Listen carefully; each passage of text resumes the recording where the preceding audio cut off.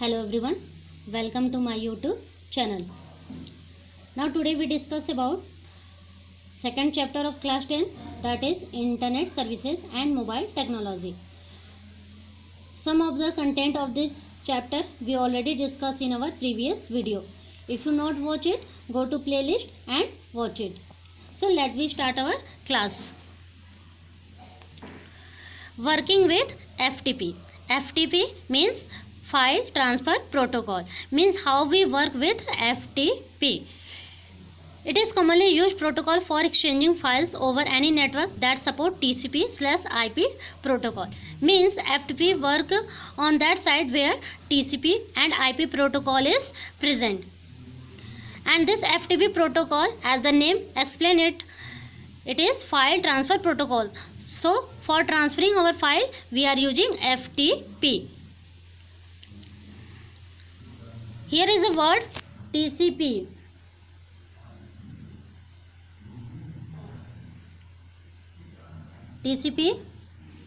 TCP means Transmission Control Protocol and IP means Internet Protocol. Let me discuss TCP and IP. Its work is to control the transmission of data over the network. Means TCP and IP decide that the information is transferred to the receiver or not. May be possible that you send the information to Ram and it transferred to the Syam. After that, what will happen? May be possible that there is some misunderstanding created between you and Syam.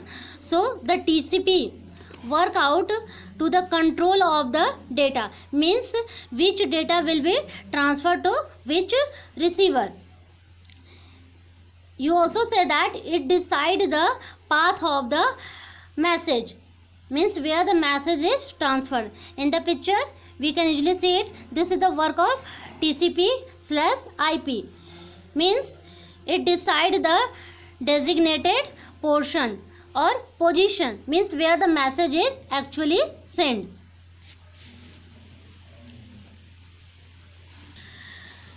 We talk about working of FTP. So for the working of FTP, there is the requirement of two computers. First one is FTP server and second one is FTP client. FTP server, it is same as web server, means its name is FTP server. That means File Transfer Protocol server. This server provide the facility that you can connect any computer system for sharing the information which is asked by that computer system. Means it is a computer that is running FTP server software and it listen the connection requested by other computer. For example, suppose that I am a client and I am request for any type of file. So the FTP server take my request. After processing, he send the file to me. That means we say that it is served to me. So the work of FTP server is to serve client request. Second one, FTP client. FTP client, it is responsible for request to the server, means it request to the server for any type of file. Example, Smart FTP, Core FTP, etc. Let me understand FTP server and FTP client with the help of example. Suppose that I want to download a file from a site. Let me take any example of any site. For example, I want to download some file from Wikipedia. Then what I am doing? I am work as like a FTP client and I request to the Wikipedia site to download the file. After that, what will happen? Wikipedia site work as a server and it send response to me. That means it accept my request and then respond to me. In the picture there is FTP client, there is two FTP client and one FTP server, and both the client are request for the file to the server over the network and the FTP server give them response. chat. Now the today time, all of you are familiar with chat. It is also called chatting. When we perform online textual talk is known as chatting. Means when we talk with any other person over the internet is known as chatting. It is one of the popular service of internet. Means most of the time for sharing our information we communicate with the other person. That is called chat. There are three type of chat. First one is instant messaging, second one is ICQ, and third one is internet relay chat. So this is the type of chat. Our next topic is chat room. Chat room. A chat room is a website or a part of some online services that provide online place for communities of users. Means chat room, it is a place or it is a venue that is provided to the user who connected online with each other and they share the information to each other. For example, suppose that there is room and 5 persons are sitting there and they are communicate with each other through electronic device over the internet. Then we can say that that room is chat room. Next topic is protocols used in email.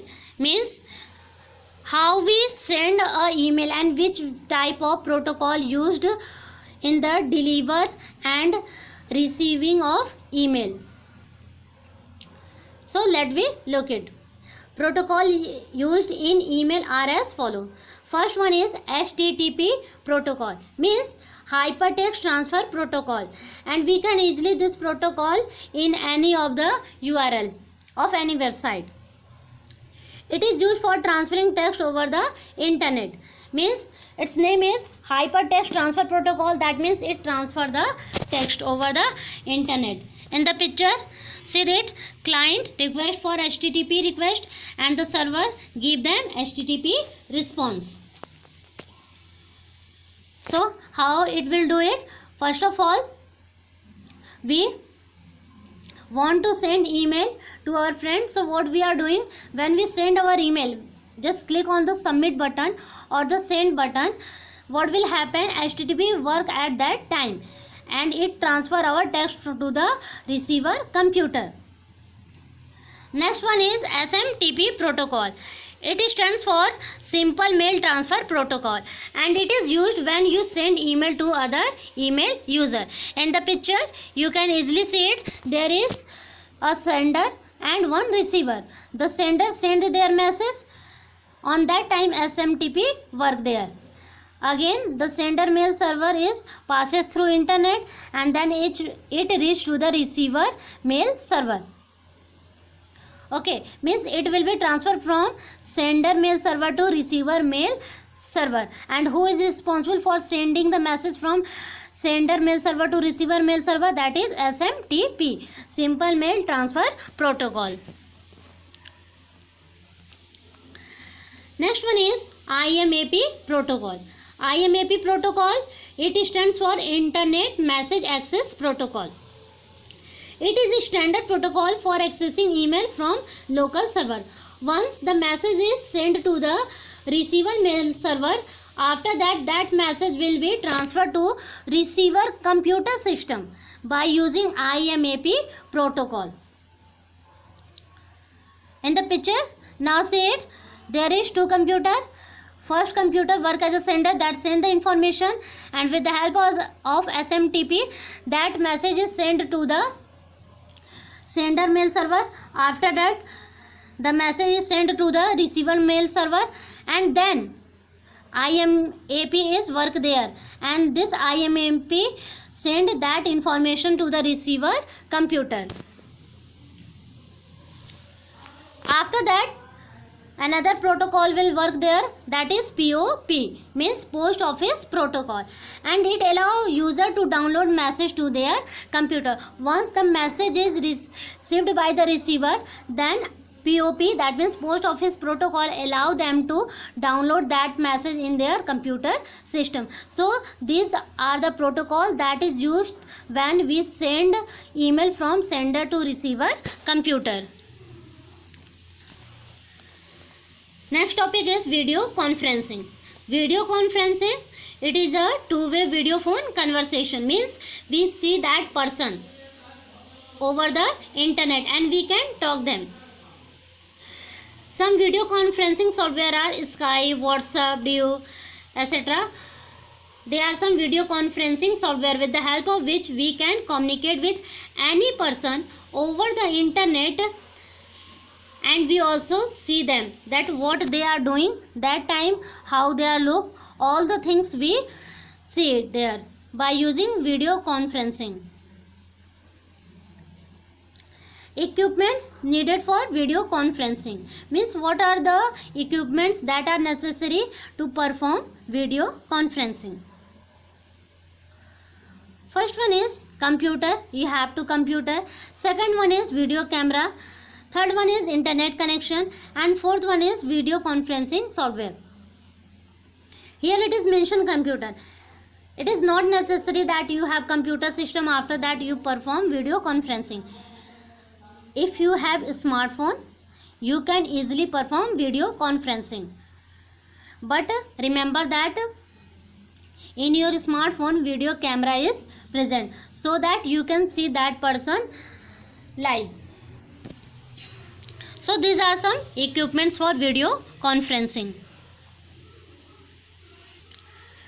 Advantages of video conferencing, means what are some the advantages of video conferencing. Let we look it. First one is, it is useful method of communication at long distance. Means it doesn't mean that you are live in India and your friend or relatives live in Australia, America. You can easily perform video conferencing with them. There is no distance problem in video conferencing. Second one is, it save people time and expenses of travel. How it will do it? In the past time, what will happen when there is no video conferencing facility available? Then to meet the person, people go to their home and then watch them, see them, that how he is looking. Okay. And it takes so much time also, because suppose that your friend is living in Mumbai, then you are going to Mumbai by train, then it may be possible it take 2 or 3 days. So by using video conferencing, we can save our time as well as expenses of travel, because by using video conferencing you see your friend live at the spot. Next one is, it is an excellent way of keeping in touch with your friend and families. Of course, it is very excellent way. It is depend on you. If you want to watch your friend, just call them and you can easily see it in any time. It is not necessary that you call in morning, you call in evening. You will call them at any time. So you always touch with your friends and families.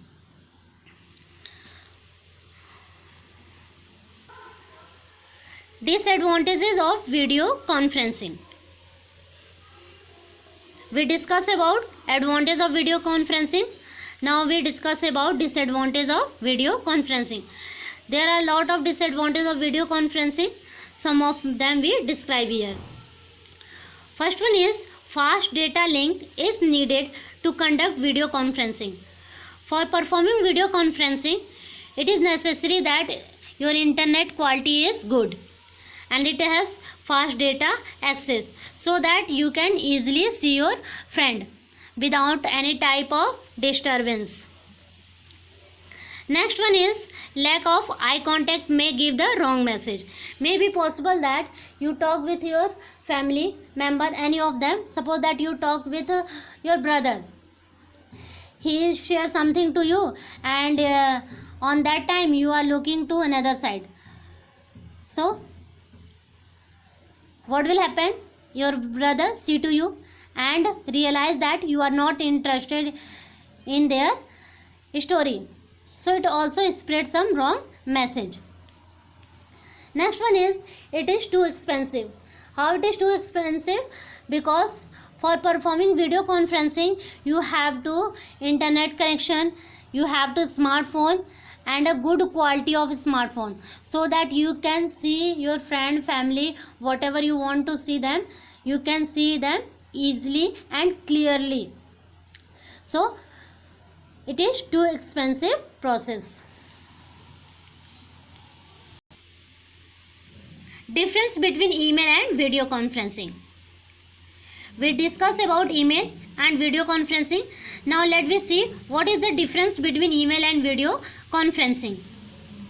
In email, it is not necessary that sender and receiver must be online at the same time.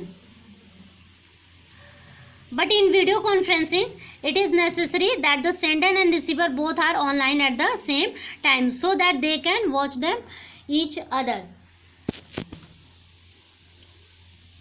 Next one is, email refer to sending and receiving message electronically, means the work of email is sending the message and receiving the message, whereas the video conferencing is a two-way video phone conversation. That means we talk with them by using video phone, means we see them. Next one is, in email it required less amount of data, of course, because its working is less as compared to video conferencing, its facility is also less as compared to video conferencing, so it required very less amount of data, whereas the video conferencing required large amount of data. Means when you perform video conferencing, it must be very necessary that you have good internet connection. That's all for today. Thanks for watching. If you like my video, please like and subscribe my channel.